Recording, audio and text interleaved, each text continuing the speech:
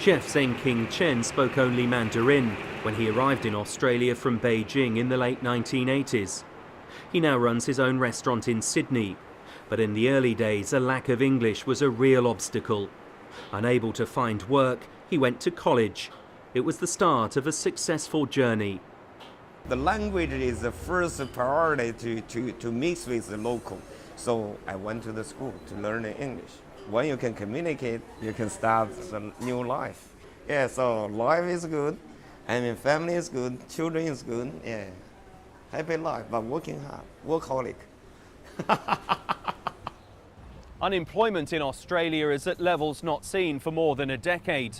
Migrants from non-English speaking backgrounds have traditionally had far higher rates of joblessness than other Australians, and there are fears that the gap will only widen as the situation here gets worse. John Con arrived in Australia from South Sudan as a refugee 10 years ago. He now has a degree in medical science, but can't break into his chosen field. Throughout his time in Australia, he's found the labour market a tough challenge. I had to struggle actually for the first 3 years when I first came to Australia. So I had to struggle. I had to go to school to learn more.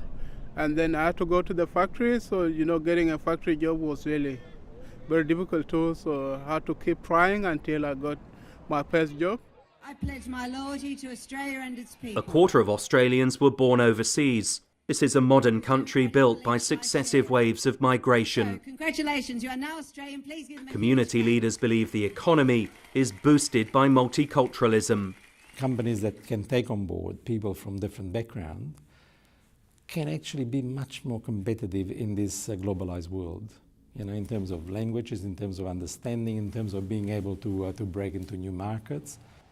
The debate over asylum seekers in Australia is often divisive and toxic. But academics believe there's a general acceptance that broader immigration has made the economy here stronger. There's an overwhelmingly consensus in Australia that multiculturalism and immigration has been a good thing. It's quite clear that the links between immigration and trade and foreign investment have improved Australia's per capita income. Migrants often have trouble finding work in Australia because of a lack of relevant experience, language problems and discrimination.